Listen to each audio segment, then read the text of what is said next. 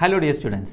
So, കഴിഞ്ഞ 2 വർഷങ്ങളായിട്ട് NEET exam അടുക്കുന്ന സമയത്ത് പ്രത്യേകിച്ചും കൂടുതൽ കുട്ടികൾ ചോദിക്കുന്ന ഒരു വൺ ഓഫ് ദ ക്വസ്റ്റ്യൻ ആണ് ഡെങ്കി ആൻഡ് ചിക്കൻഗുനിയ റിലേറ്റഡ് ആയിട്ട് എന്തെങ്കിലും പുതിയതായിട്ട് ആഡഡ് ആയിട്ട് എന്തെങ്കിലും പഠിക്കാനുണ്ടോ എന്നുള്ള റിലേറ്റഡ് ആയിട്ടുള്ള കുറച്ച് കാര്യങ്ങൾ.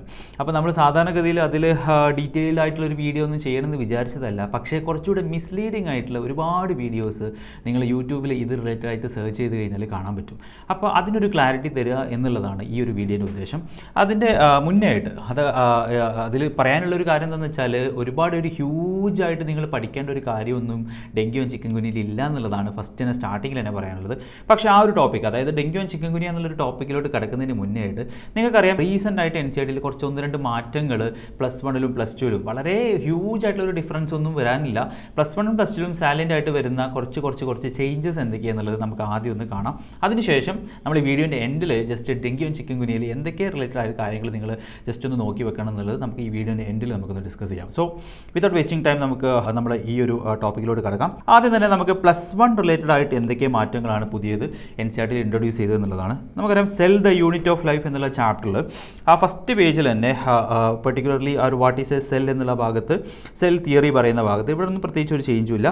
പക്ഷേ ഇവിടെ നോട്ട് ചെയ്യേണ്ട ഒരു ചേഞ്ച് എന്താണെന്ന് വെച്ചാൽ നമ്മുടെ ഈ ഒരു ഭാഗത്ത്, അതായത് ഷ്വാൻ എന്ന് പറഞ്ഞൊരു സയൻറ്റിസ്റ്റിനെ സംബന്ധിച്ച് പറയുന്നത് അല്ലേ, ഈ ഒരു ഭാഗത്തുള്ള ചേഞ്ച് എന്താണെന്ന് വെച്ചാൽ ഇവിടെയുള്ള ഷ്വാൻ ഒരു ബ്രിട്ടീഷ് സയൻറ്റിസ്റ്റ് ആയിട്ടാണ് പറയുന്നത്.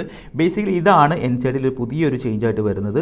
ഇതൊരു ജർമ്മൻ, അതായത് ഷ്വാൻ എന്നുള്ള ആൾ ഒരു ജർമ്മൻ സുവോളജിസ്റ്റ് ആണ് എന്നുള്ള റിലേറ്റഡ് ആയിട്ടുള്ള ഒരു ചേഞ്ചാണ് പുതിയതായിട്ട് NCERT വന്നത്. നിങ്ങൾ ജസ്റ്റ് ഒന്ന് നോട്ട് ചെയ്യുക. അപ്പോൾ അടുത്തൊരു റിലേറ്റഡ് കാര്യം, ഇതേ ചാപ്റ്ററിൽ പ്രോകാരിയോട്ടിക് സെൽ എന്ന് പറഞ്ഞ ഭാഗത്ത്, അതായത് ആ ഒരു ഭാഗത്ത് നിങ്ങൾക്ക് കാണാൻ പറ്റും. ഇതാ ഈ ഒരു ഫിഗറൊക്കെ നിങ്ങൾക്ക് അറിയുന്ന ഫിഗർ ആയിരിക്കും അല്ലേ.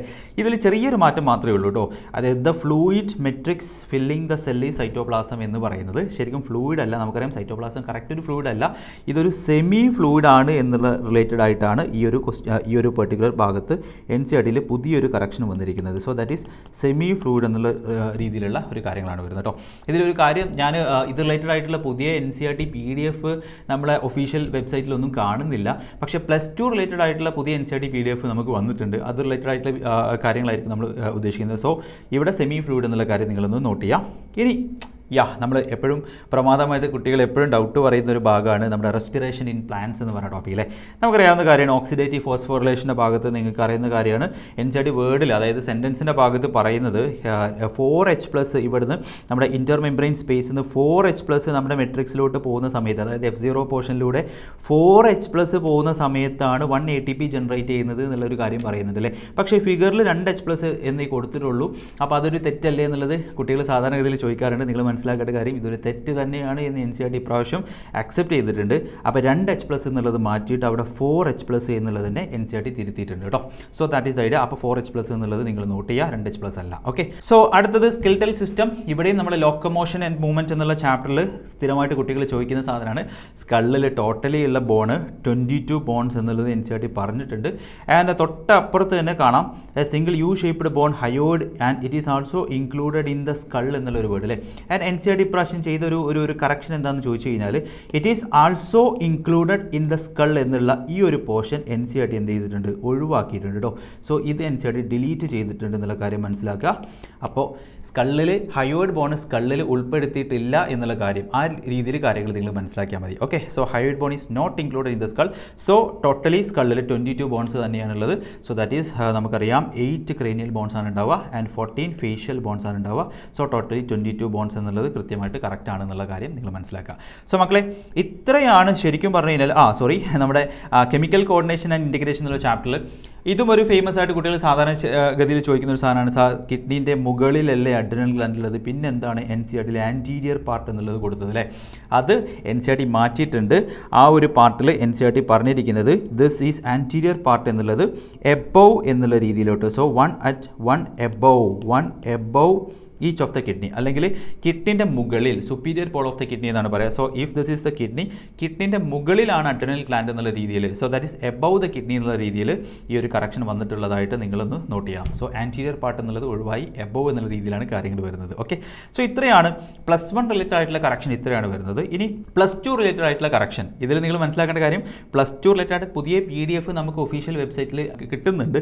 അപ്പോൾ ഹ്യൂമൻ റീപ്രൊഡക്ഷൻ എന്നുള്ള ഭാഗത്ത് സ്ഥിരമായിട്ട് കുട്ടികൾ ചോദിക്കുന്ന ഒരു സാധനമാണ്, സാർ ഇവിടെ പുറത്തേക്ക് പോകുന്നത് ശരിക്കും ഓവമല്ലല്ലോ, സെക്കൻഡറി യൂസൈറ്റ് അല്ല സാർ എന്നുള്ള ചോദ്യമാണ് ചോദിക്കാറുള്ളത്. ശരിയാണ്, നിങ്ങൾ പറഞ്ഞതൊക്കെ ശരിയാണ്, ഓവമല്ല, അത് കറക്റ്റ് സെക്കൻഡറി യൂസൈറ്റ് ആണ് എന്നുള്ളത് NCERT അക്സെപ്റ്റ് ചെയ്തിട്ടുണ്ട്. കണ്ടോ, സെക്കൻഡറി യൂസൈറ്റ് എന്നുള്ളത് പുതിയ PDF-ൽ നിങ്ങൾക്ക് കാണാൻ പറ്റും. സോ സെക്കൻഡറി യൂസൈറ്റ് ആണ് എന്നുള്ള റിലേറ്റഡ് ആയിട്ടുള്ള കറക്ഷൻ വന്നിട്ടുണ്ട്, അത് നിങ്ങൾ നോട്ട് ചെയ്യാം. ഇനി വലിയൊരു കറക്ഷൻ ഒന്നും ഇല്ല, അതായത് നമ്മുടെ മോളിക്കുലാർ ബേസിസ് ഓഫ് ഇൻഹെറിറ്റൻസ് എന്നുള്ള ടോപ്പിക്കിൽ ചെറിയൊരു സംഭവം, അതായത് ഹ്യൂമൻ ജീനോം പ്രോജക്റ്റിൻ്റെ സാലിയൻ ഫീച്ചേഴ്സ് എന്നുള്ള ടോപ്പിക്കിൽ basically same in all people എന്നുള്ള ഭാഗത്ത് ചെറിയൊരു ഗ്രാമറ്റിക്കൽ കറക്ഷൻ മാത്രം ചെയ്തിട്ടുള്ളൂ. പീപ്പിൾ എന്നുള്ളത് മാറ്റിയിട്ട് ഹ്യൂമൻസ് എന്നാക്കി. വലിയ സംഭവമൊന്നും അല്ല, ചോദ്യങ്ങളൊന്നും വരാൻ അത് റിലേറ്റഡായിട്ടുള്ള കൺഫ്യൂസിങ് ക്വസ്റ്റ്യൻസ് ഒന്നും ഇല്ലല്ലേ. പീപ്പിൾ എന്നുള്ളത് ഹ്യൂമൻസ് ആക്കി, അത്രേ ഉള്ളൂ കേട്ടോ. പിന്നെ നമ്മുടെ ബയോടെക്നോളജി ആൻഡ് ഇറ്റ്സ് ആപ്ലിക്കേഷൻ എന്നുള്ള ഭാഗത്ത് അതിൻ്റെ ഏറ്റവും ലാസ്റ്റ് പേജിൽ നിങ്ങൾക്ക് കാണാൻ പറ്റും. ഏറ്റവും ലാസ്റ്റ് പേജിൽ എന്ന് വെച്ചാൽ ബയോടെക്നോളജി ആൻഡ് ആപ്ലിക്കേഷൻസിൻ്റെ ഏറ്റവും ലാസ്റ്റ് സെൻറ്റൻസിലുള്ള ഒരു ചെറിയൊരു കറക്ഷൻ, അതൊരു ഗ്രാമറ്റിക്കൽ കറക്ഷൻ എന്നേ പറയാൻ പറ്റുള്ളൂ, വലിയ സംഭവമൊന്നും അല്ല കേട്ടോ.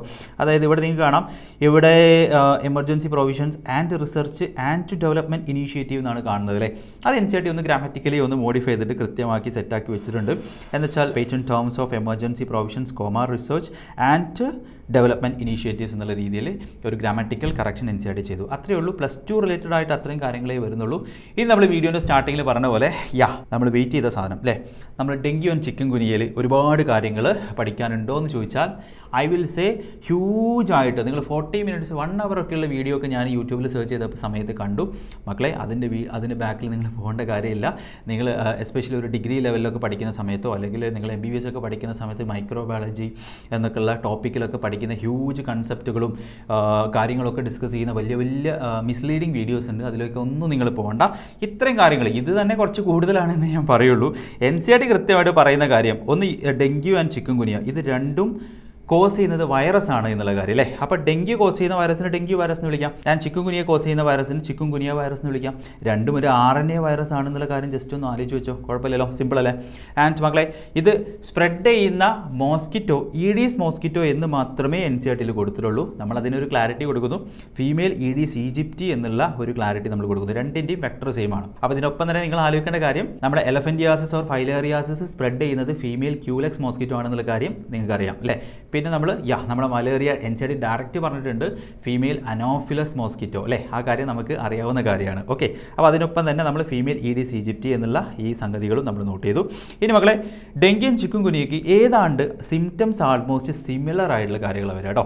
എന്ന് വെച്ചാൽ അത്യാവശ്യം നല്ല ഫീവർ ഉണ്ടാവും, നല്ല ജോയിൻറ്റ് പെയിൻ ഉണ്ടാവും, മസിൽ പെയിൻ ഉണ്ടാവും, സ്കിന്നിൽ റാഷസ് അഥവാ സ്കിന്നിൽ കുറച്ച് ലീഷൻസ് ഒക്കെ കാണും. ശരിക്കും ഡെങ്കിയുടെ ഒരു ഹൈ സ്റ്റേജിലൊക്കെ എത്തിക്കഴിഞ്ഞാൽ നല്ല ബ്രേക്ക് ബോൺ ഫീവർ, നല്ല എല്ലൊക്കെ മുറിയുന്ന രീതിയിലുള്ള വേദന, അത്രയും നല്ല സിവിയർ ആയിട്ടുള്ള ബോൺ പെയിൻ ഒക്കെ വരുന്ന അസുഖമാണ്. ഏതാണ്ട് ചിക്കൻ ഗുനിയയ്ക്കും ഏതാണ്ട് അതുപോലെ തന്നെയുള്ള ഒരു അവസ്ഥയാണ്. എന്ന് വെച്ചാൽ നല്ല ഹൈ ഫീവർ ഉണ്ടാവും, ജോയിൻറ്റ് പെയിൻ ഉണ്ടാവും, മസിൽ പെയിൻ ഉണ്ടാവും, സ്കിൻ ലീഷൻസ്. ആ പേര് സൂചിപ്പിക്കുന്ന പോലെ ചിക്കൻ ഗുനിയ എന്ന് വെച്ചാൽ ആളിങ്ങനെ സ്റ്റൂപ്പിഡ് ആയിരിക്കും, നല്ല പെയിനും ഉണ്ട്, ആളിങ്ങനെ നിൽക്കുന്ന ഒരു പോസ്റ്ററൊക്കെ ഉണ്ട്. അതുകൊണ്ടാണ് ചിക്കൻ ഗുനിയ എന്നുള്ളൊരു വേർഡ് തന്നെ വന്നിരിക്കുന്നത് കേട്ടോ. ആൻഡ് മക്കളെ, ഡെങ്കി റിലേറ്റഡ് ആയിട്ട് നിങ്ങൾ സ്പെസിഫിക്കലി ആലോചിക്കേണ്ട ഒരു കാര്യമാണ്. നിങ്ങൾ കേട്ടിട്ടുണ്ടല്ലോ ഡെങ്കി പനി വന്നു കഴിഞ്ഞാൽ കൗണ്ട് നോക്കണം എന്നൊക്കെ പറയുന്നത് അല്ലേ ഡോക്ടേഴ്സ്. അത് ഏത് കൗണ്ടാണെന്ന് ചോദിച്ചാൽ സ്പെസിഫിക്കലി പ്ലേറ്റ്ലെറ്റ് കൗണ്ടാണ് കേട്ടോ. കാരണം ഡെങ്കി ഫീവറിൽ സാധാരണഗതിയിൽ പ്ലേറ്റ്ലെറ്റിൻ്റെ കൗണ്ട് കുറഞ്ഞു കഴിഞ്ഞാൽ നമുക്കറിയാം പ്ലേറ്റ്ലെറ്റിൻ്റെ ഫംഗ്ഷൻ നിങ്ങൾ പഠിച്ചിട്ടുണ്ട്, ബ്ലഡ് ക്ലോട്ടിംഗ് ഓർ കൊയാഗുലേഷൻ ആണ് അല്ലേ. അപ്പോൾ പ്ലേറ്റ്ലെറ്റിൻ്റെ കൗണ്ട് കുറയുന്ന ഒരു അവസ്ഥയാണ് സാധാരണഗതിയിൽ ഡെങ്കി ഫീവറിൽ വരിക.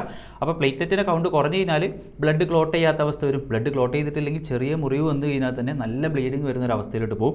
അതിന് നമുക്ക് ബ്ലീഡിങ് ഓർ ഹെമറേജ് എന്ന് പറഞ്ഞൊരവസ്ഥ, നിങ്ങൾ ഹ്യൂമൻ ഹെൽത്ത് ആൻഡ് ഡിസീസിൽ ഹെമറേജ് എന്നുള്ളൊരു വേർഡൊക്കെ കണ്ടിട്ടുണ്ട്. അതുകൊണ്ട് ഞാൻ ഇവിടെ ഹെമറേജ് എന്നുള്ളൊരു വേർഡ് ഇവിടെ എടുത്തു. സോ പ്ലേറ്റ്ലെറ്റിൻ്റെ കൗണ്ട് കുറഞ്ഞു കഴിഞ്ഞാൽ ബ്ലീഡിങ് ഓർ ഹെമറേജ് ഒക്കെ വരാൻ സാധ്യതയുണ്ട് എന്നുള്ള കാര്യങ്ങളാണ്. മക്കളെ, ഇത്ര മാത്രം നിങ്ങൾ ഫോക്കസ് ചെയ്താൽ മതി. ഇതിൽ കൂടുതൽ കാര്യങ്ങളൊക്കെ നിങ്ങൾ കാണുന്ന രീതിയിലുള്ള മിസ്ലീഡിങ് വീഡിയോസിൻ്റെ ബാക്കിലൊന്നും നിങ്ങൾ പോകണ്ട. ഇനിയുള്ള സമയം കൃത്യമായിട്ട് NCERT ഫോക്കസ് ചെയ്തിട്ട് അടിപൊളിയായിട്ട് പഠിക്കുക. So all the very best.